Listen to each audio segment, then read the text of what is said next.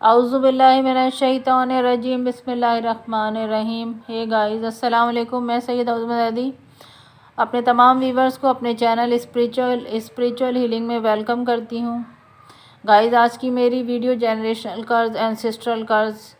یا جسے فیملی قرض بھی کہا جاتا ہے، اسی کا تسلسل ہے۔ آج کی ویڈیو کا میرا ٹاپک ہے جنریشنل قرض فیملیز کو اور جنریشنز کو تو تباہ اور برباد کر ہی رہا ہے اور بہت خطرناک طریقے سے کر رہا ہے، مگر آج میں بات کروں گی کہ جنریشنل قرض قوموں کو کس طریقے سے تباہ اور برباد کر رہا ہے۔ سو گائز، جنریشنل قرض کی پنشمنٹ جو جنریشن ٹو جنریشن ٹرانسفر ہوتی ہے ایک نسل سے دوسری نسل میں، یہ بالکل ایسے ہی پلے آؤٹ کرتی ہے جیسے میں آپ کو مثال دوں کہ ایک فیملی میں جرم یعنی کرائم تو کوئی ایک شخص کرتا ہے، مگر اس کی انٹائر فیملی سفر کرتی ہے۔ یا آپ اس کو ایسے سمجھیں کہ فیملی میں کوئی ایک شخص بیمار ہوتا ہے، کوئی ایک شخص ہاسپٹلائز ہوتا ہے، بٹ سفر پوری فیملی کرتی ہے۔ یا آپ اس کو جنریشنل قرض کو اس طریقے سے سمجھیں کہ فیملی میں کسی ایک شخص کی جاب چلی جاتی ہے، کوئی ایک شخص بے روزگار ہو جاتا ہے، بٹ اس کی ہول فیملی سفر کرتی ہے۔ یا اس کی مثال میں آپ کو اس طرح دوں کہ فیملی میں کوئی ایک شخص جیل جاتا ہے، کوئی ایک شخص کوئی جرم کرتا ہے اور اس کی پاداش میں اسے جیل ہو جاتی ہے، مگر اس کے کانسیکوینسز پوری فیملی بھگتتی ہے۔ تو گائز، جنریشنل قرض ایسے ہی ہماری زندگیوں میں پلے آؤٹ کرتا ہے، یہ جنریشنل قرض ہماری زندگیوں میں ایسے ہی ورک کرتا ہے۔ بٹ گائز، جنریشنل قرض صرف فیملیز ہی کو ہٹ نہیں کرتا، بلکہ یہ قوموں کو بھی ہٹ کرتا ہے۔ اور جب جنریشنل قرض، اینسیسٹرل قرض قوموں کو ہٹ کرتا ہے تو اس کے نتائج خاندانوں کو، فیملیز کو ہٹ کرنے سے زیادہ خطرناک ہوتے ہیں۔ فار انسٹنس کہ میں آپ کو مثال دوں کہ آپ نے حضرت لوط علیہ السلام کی قوم کے بارے میں سنا ہے کہ جن پر اپنے ہم جنس کے ساتھ بدفعلی کرنے کی وجہ سے اللہ کا عذاب آیا۔ پھر حضرت شعیب علیہ السلام کی قوم کے بارے میں بھی آپ نے سنا ہے کہ حضرت شعیب علیہ السلام کی قوم خرید و فروخت اور ناپ تول میں کمی کرنے کی وجہ سے ان پر عذاب الہی نازل ہوا۔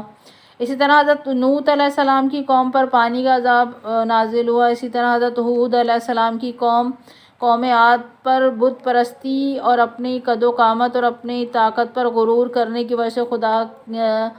کے عذاب کی لپیٹ میں آئی یہ قوم۔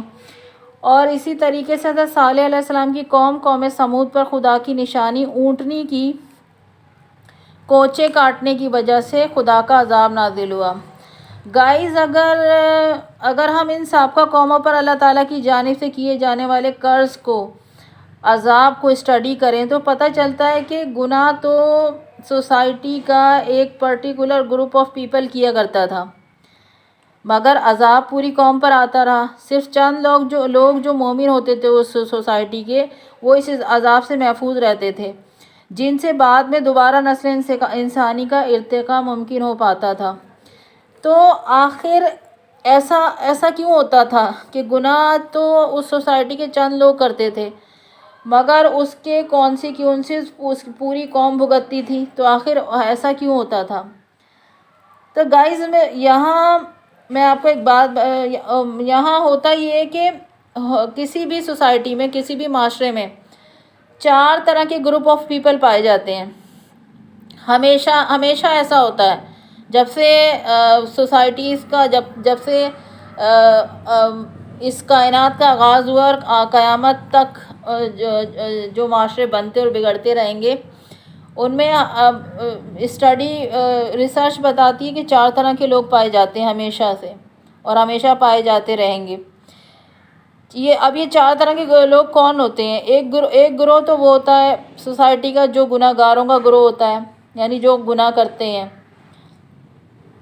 اور دوسرا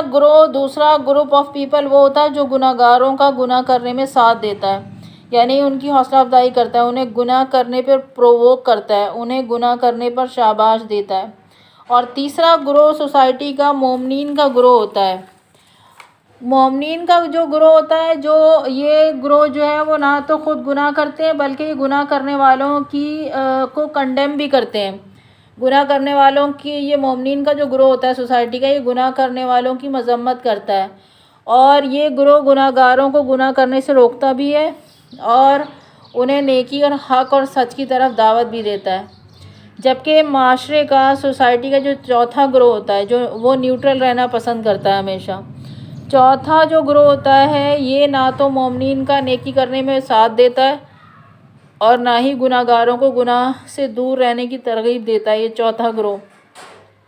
جو نیوٹرل رہنا پسند کرتا ہے سوسائٹی کا. لیکن جب اللہ ایسی قوم کو قرض کرتا ہے، یعنی جب اللہ کا عذاب اس قوم کی طرف آتا ہے، تو مومنین کے گروہ کو چھوڑ کر باقی تینوں گروہ عذاب الہی کی لپیٹ میں آتے ہیں. پھر ایسے لوگوں پر اللہ بھی لعنت کرتا ہے، فرشتے بھی لعنت کرتے ہیں اور تمام لوگ بھی لعنت کرتے ہیں. اسی کی طرف اشارہ کرتے ہوئے اللہ تعالیٰ سورہ بقرہ پارہ نمبر 2 آیت نمبر 161 میں ارشاد فرماتا ہے، جس کا میں آپ کے ساتھ ترجمہ شیئر کر رہی ہوں، کہ بے شک جن لوگوں نے کفر اختیار کیا اور کفر ہی کی حالت میں مر گئے، ان پر خدا کی اور فرشتوں کی اور تمام لوگوں کی لعنت ہے. وہ ہمیشہ اسی پھٹکار میں رہیں گے، نہ تو ان سے عذاب ہی میں تخفیف کی جائے گی اور نہ ان کو عذاب سے مہلت ہی دی جائے گی.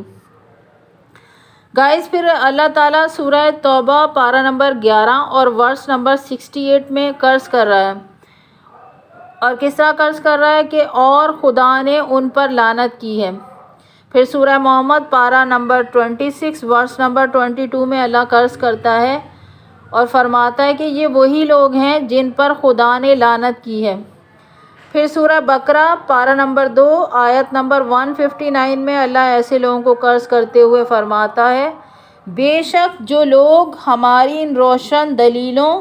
اور ہدایتوں کو جنہیں ہم نے نازل کیا ان کے بعد چھپاتے ہیں، جبکہ ہم کتاب میں لوگوں کے سامنے صاف صاف بیان کر چکے ہیں، تو یہی لوگ ہیں جن پر خدا بھی لعنت کرتا ہے اور لعنت کرنے والے بھی لعنت کرتے ہیں. اب گائز تھوڑی دیر کے لیے یہاں ٹھہر کر ذرا یہ سوچئے، بلکہ میں آپ سے سوال کرتی ہوں، آپ میرے سوال کا جواب دیں کہ محمد اور آل محمد جو چوزن ون ہیں، جنہیں اللہ تعالیٰ نے چنا ہے اپنے بندوں کی ہدایت کے لیے، جنہیں اللہ تعالیٰ نے تخلیق ہی اس مقصد کے لیے کیا ہے کہ انسان ان کی شخصیت میں اللہ تعالیٰ کی صفات کو دیکھ کر ان سے ہدایت حاصل کریں، ان کے نور سے فیض حاصل کریں. مگر جب اسی انسان نے محمد و آل محمد کو کیسی کیسی اذیتیں دیں، انہیں شہید کیا، کسی کو زہر کے ذریعے سے شہید کیا، کسی کو تلوار کے ذریعے سے شہید کیا. رسول خدا حضرت محمد مصطفیٰ صلی اللہ علیہ وآلہ وسلم کو زہر دے کر شہید کیا گیا. حضرت فاطمہ علیہ السلام پر جلتا ہوا در گرا کر انہیں اذیتیں دے کر شہید کیا گیا. مولا کائنات مولا علی مشکل کشا کو مسجد کی محراب میں شہید کیا گیا. امام حسن علیہ السلام کو زہر دے کر شہید کیا گیا. امام حسین علیہ السلام کو اور ان کی آل کو کربلا کے بن میں شہید کیا گیا. پھر امام زین العابدین علیہ السلام سے لے کر امام حسن عسکری علیہ السلام تک سب کو زہر دے کر شہید کیا گیا. اور پھر امام مہدی علیہ السلام کو پردہ غیبت میں جانے پر مجبور کر دیا گیا. تو گائز ذرا سوچیں کہ رسول خدا صلی اللہ علیہ وآلہ وسلم اور ان کی آل پر ظلم کرنے والوں پر اور ان کی جنریشن پر خدا کی، فرشتوں کی اور تمام لوگوں کی کتنی خطرناک لعنت پڑ رہی ہوگی. گائز جب ایک عام سی فیملی، آپ ذرا سوچیں کہ جب ایک عام سی فیملی کا ممبر کسی عام انسان کو ہرٹ کرتا ہے تو اس کا کتنا ہیوی قرض اس کو اور اس کی نسلوں کو بھگتنا پڑتا ہے. تو ذرا سوچیں کہ محمد اور آل محمد پر ظلم کرنے والے، جو محمد اور آل محمد جو چوزن ون ہیں، جو اللہ تعالیٰ کی سب سے پہلی مخلوق ہیں کائنات میں، جو چوزن ون ہیں، جن کے لیے ایک شاعر نے کہا کہ آدم سے بیشتر نہ کسی کا ظہور تھا، آدم سے بیشتر نہ کسی کا ظہور تھا، یا ذات کردگار تھی یا ان کا نور تھا. جن کے لیے شاعر یہ فرما رہا ہے، جو محمد و آل محمد چوزن ون ہیں، جو اللہ تعالیٰ کی پہلی تخلیق ہیں، محمد و آل محمد پر ظلم کرنے والوں اور ان کی نسلوں کو کتنا ہیوی قرض بھگتنا پڑ رہا ہوگا. ذرا آپ سوچیں وہ لوگ کیسے کیسے عذاب میں مبتلا ہوں گے. عام انسانوں کے جنریشنل قرض کو ریموو کرنے کے لیے، بریک کرنے کے لیے اللہ تعالیٰ کئی صدیوں بعد ان کی فیملی میں کسی ڈیوائن سول کو، کسی ٹوئن فلیم سول کو پیدا کر کے ان کے ڈی این اے کلینزنگ کے ذریعے سے ان کی فیملی کے اس قرض کو قیامت تک کے لیے ریموو کروا دیتا ہے۔ مگر وہ لوگ جنہوں نے محمد و آل محمد پر ظلم کیا، قیامت تک ان کی نسلیں اپنے اس جنریشنل قرض کی سزا کاٹتی رہیں گی اور انہیں کبھی اس جنریشنل قرض سے نجات نہیں ملے گی۔ نہ دنیا میں انہیں نجات ملے گی اس جنریشنل قرض سے، نہ آخرت میں نجات ملے گی۔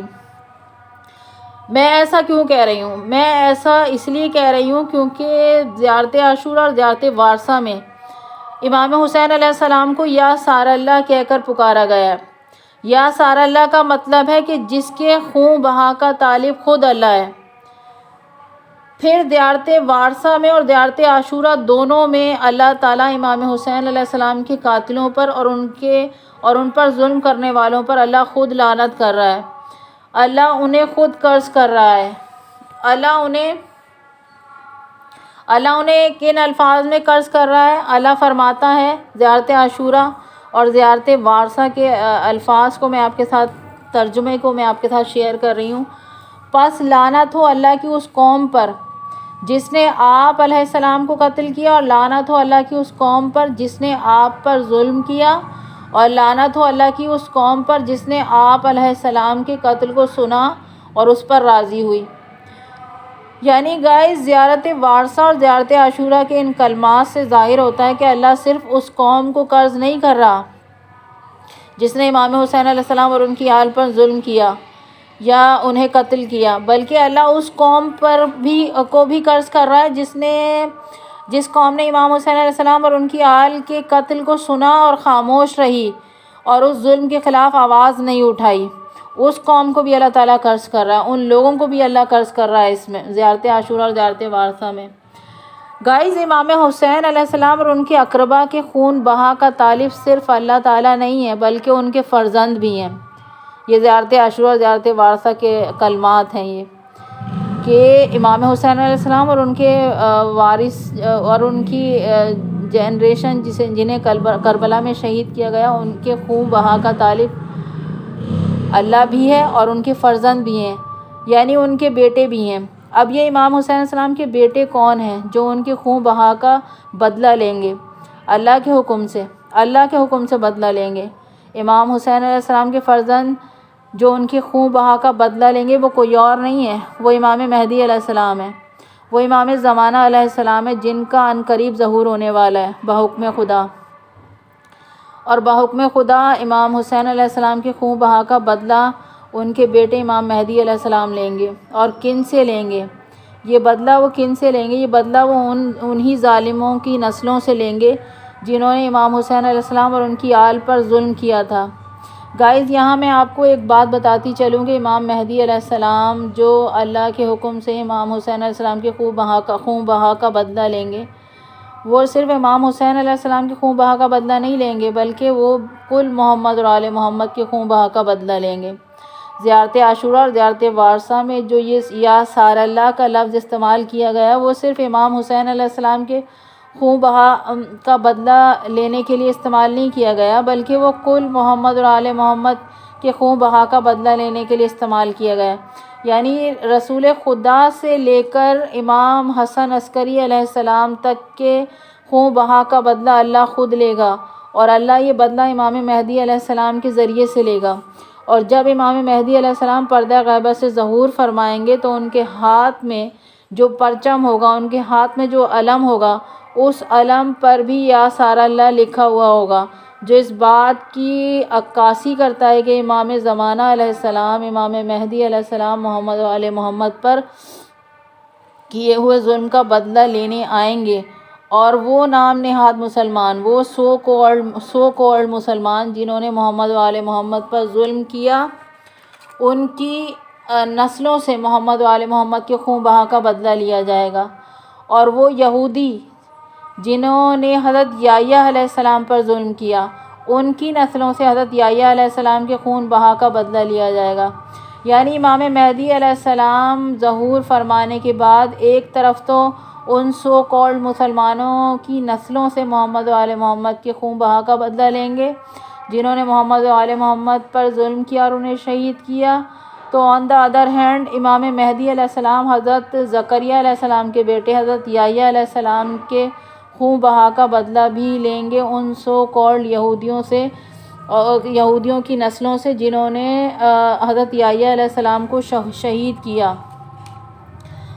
گائز، آج ہمارے اس ارتھ پلانٹ کی جو ٹوٹل پاپولیشن ہے وہ 7.9 ارب ہے، یعنی اراؤنڈ 8 ارب آبادی ہے اس پورے ارتھ پلانٹ کی۔ آج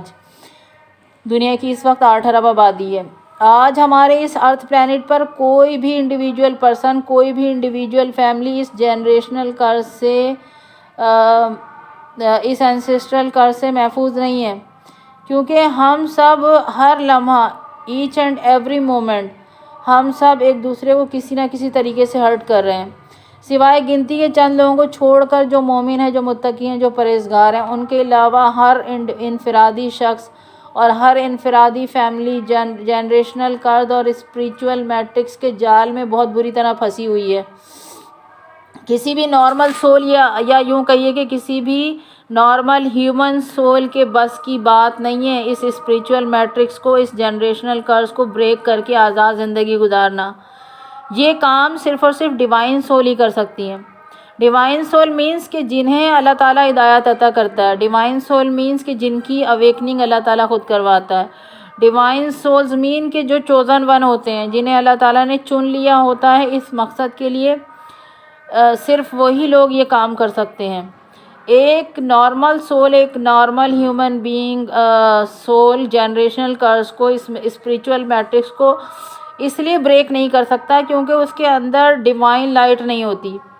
اس کے اندر شیاطین سے مقابلہ کرنے کی اتنی طاقت نہیں ہوتی کہ وہ اکیلے اس کام کو انجام دے۔ اگر فیملی کے کچھ لوگ اس جنریشنل کرز کو، اس اسپریچول میٹرکس کو بریک کرنے کی کوشش بھی کرتے ہیں تو اس قرض کے دباؤ میں ان کی زندگی ختم ہو جاتی ہے، مگر وہ اس قرض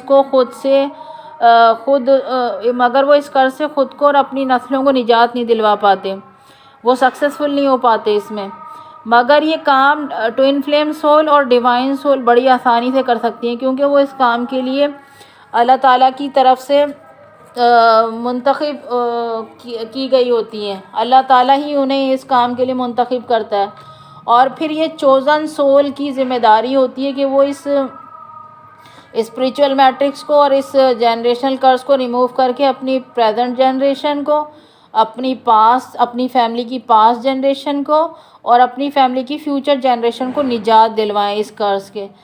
قرض سے۔ ساتھ ہی ساتھ ٹوئن فلیم سول کی یہ بھی ریسپانسبلٹی ہوتی ہے کہ وہ اپنے ٹوئن کنیکشن کو بھی اس اسپریچول میٹرکس اور اس جنریشنل قرض سے سیو کریں، کیونکہ اس کا سب سے زیادہ افیکٹ ٹوئن فلیم ریلیشن شپ پر ہی ہوتا ہے،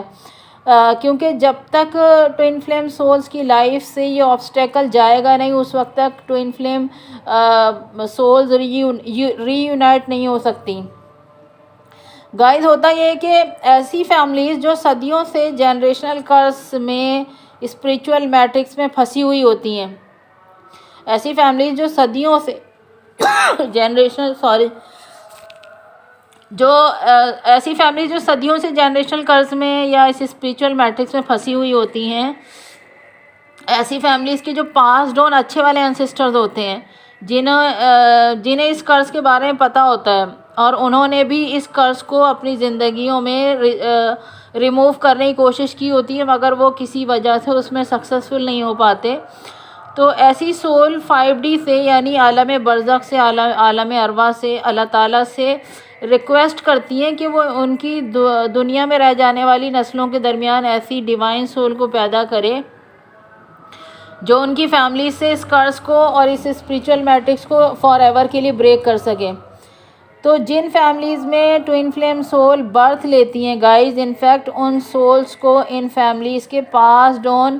اچھے والے انسسٹر نے ریکویسٹ کی ہوئی ہوتی ہے کہ وہ ان فیملیز میں پیدا ہوں، اور ان کی فیملیز میں جتنے بھی قسم کے قرض ہیں، جتنے بھی قسم کے نیگیٹو پیٹرنز موجود ہیں ان کی فیملیز میں، وہ دونوں ٹوئن سول اپنی اپنی فیملیز کے ان قرض کو اور ان نیگیٹو پیٹرنز کو مل کر ریموو کریں۔ کیونکہ یہ کام جو ہے وہ کرنا ان کے باقی فیملی ممبرس کے بس کی بات نہیں ہوتی. ان کے برے اینسسٹرز جو اس فیملی کے جو برے اینسسٹرز ہوتے ہیں وہ خود ہی گناہ کر کے غلط کام کر کے ان کرس کو اپنے ڈی این اے سے کلینز نہیں کر پاتے. وہ اس کرس کو اپنے ڈی این اے سے کلینز نہیں کر پاتے بلکہ وہ خود ہی کرسڈ ہو چکے ہوتے ہیں. Because of that they needed a divine soul to come in and cleanse their DNA forever. So that جو وہ پیور سول، وہ ڈیوائن سول اپنی ڈیوائن انرجی سے، اپنی پیور انرجی سے سارے گناہوں کو، فیملی کے سارے گناہوں کو دھو سکیں. اس لیے دونوں ٹوئن پارٹنر سے کسی بھی کرز سے افیکٹڈ فیملی کے پاس ڈون اچھے والے اینسسٹر ریکویسٹ کرتے ہیں کہ وہ ان کی فیملی میں پیدا ہوں اور ان کی فیملی میں جو قرض ہیں ان سے پوری فیملی ٹری کو پاک کریں. تو guys if you guys are twin flame souls or are divine soul or are chosen one, you people need to rectify those curses. This is gonna be something really important. Guys اگر آپ میں سے کوئی divine civil ہے، اگر آپ کو معلوم ہو چکا ہے کہ آپ ڈیوائن سول ہیں، آپ چوزن ون ہیں، اگر آپ کی اویکننگ ہو چکی ہے، یا اگر آپ لوگوں کی اویکننگ نہیں بھی ہوئی ہے لیکن آپ کو پتہ چل چکا ہے کہ آپ کی فیملی کرسڈ ہے، آپ کی فیملی جنریشنل کرز میں، اسپریچول میٹرکس میں پھنسی ہوئی ہے، اور آپ اپنی فیملی کو اور اپنے آپ کو اس اسپریچول میٹرکس اور اس جنریشنل کرز سے نجات دلوانا چاہتے ہیں، آپ آزاد زندگی گزارنا چاہتے ہیں، شیاطین کے چنگل سے اپنے آپ کو اور اپنی فیملی کو نجات دلانا چاہتے ہیں، تو پھر آپ اپنی فیملی کہ اس کرز کو اس اسپریچول میٹرکس کو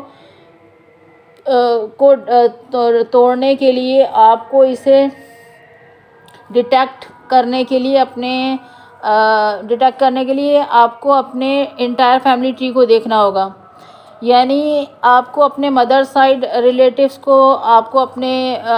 فادر سائڈ ریلیٹیوز کو ایز اے کلیکٹیو اپنے فیملی لینیج کو آپ کو اسٹڈی کرنا ہوگا کہ آپ کے فیملی میں ایشوز کیا ہیں اور وہ کن وجوہات کی وجہ سے یہ ایشوز ہیں، اور ان ایشوز کو، اور وہ جو ایشوز جب آپ کو پتہ چلیں گے کہ آپ کی فیملیز میں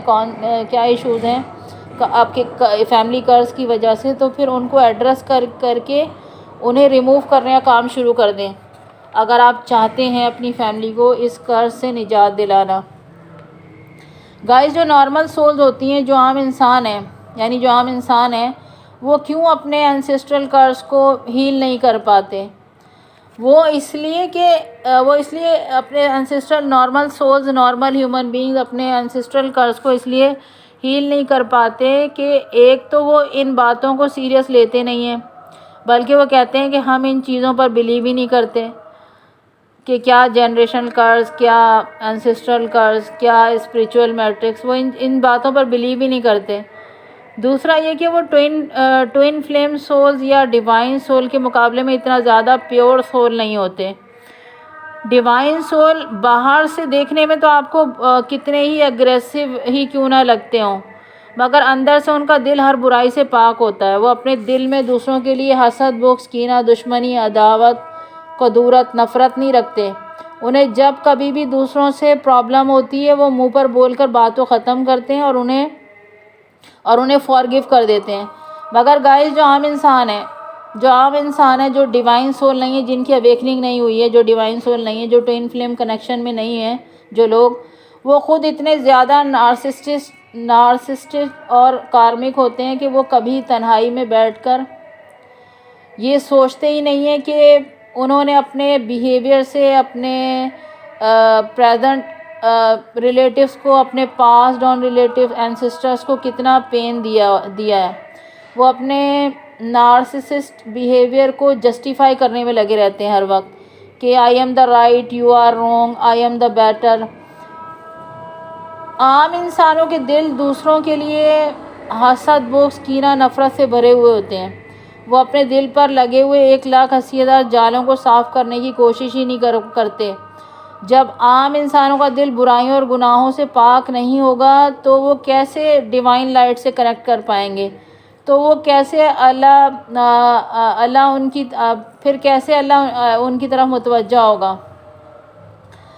تو آن دا ادر ہینڈ جو ڈیوائن سول ہوتی ہیں، جو ٹوین فلیم سول ہوتی ہیں، ان کا دل چونکہ زیادہ پیور ہوتا ہے، ان کا ایز کمپیئر ٹو ادر، تو ان کا دل کیونکہ زیادہ پیور ہوتا ہے ہر برائی سے، تو اس لیے وہ ڈیوائن لائٹ سے جلد کنیکٹ کر پاتے ہیں، اور پھر ڈیوائن یعنی اللہ بھی اس کام میں ان کی مدد کرتا ہے، اور وہ اپنے اینجلز اور اپنے اسپرٹ گائیڈ کی طرف سے ملنے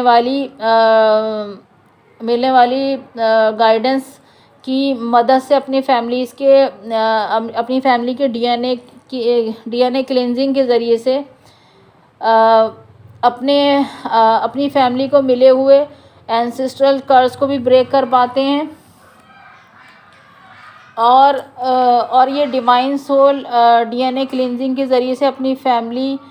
بلڈ لائن سے ہمیشہ کے لیے اس فیملی کرز کو ایسا ریموو کرتے ہیں کہ ان کی فیملی ٹری کا ماضی حال مستقبل سب کو اس قرض سے ہمیشہ کے لیے نجات مل جاتی ہے۔ مینس کہ آپ کی فیملی کی پریزنٹ جنریشن، جو آپ کی فیملی کی جو پریزنٹ جنریشن ہے انہیں بھی اس قرض سے نجات مل جاتی ہے۔ اس کے علاوہ آپ کی فیملی کی جو قیامت تک آنے والی جنریشن ہے اسے بھی اس قرض سے نجات مل جاتی ہے، اور آپ کی فیملی کی جو پاسٹ جنریشن تھی، یعنی آپ کے وہ اینسسٹر جو مرنے کے بعد عالم برزخ میں اپنے گناہوں کی سزا کاٹ رہے تھے اور اپنے اسپرٹ ورلڈ سے آپ کے لیے بھی چاہتے تھے کہ آپ بھی انہی کی طرح کی زندگی، گناہوں سے بھری ہوئی زندگی گزار کر مرنے کے بعد انہی کے ساتھ شمار ہوں،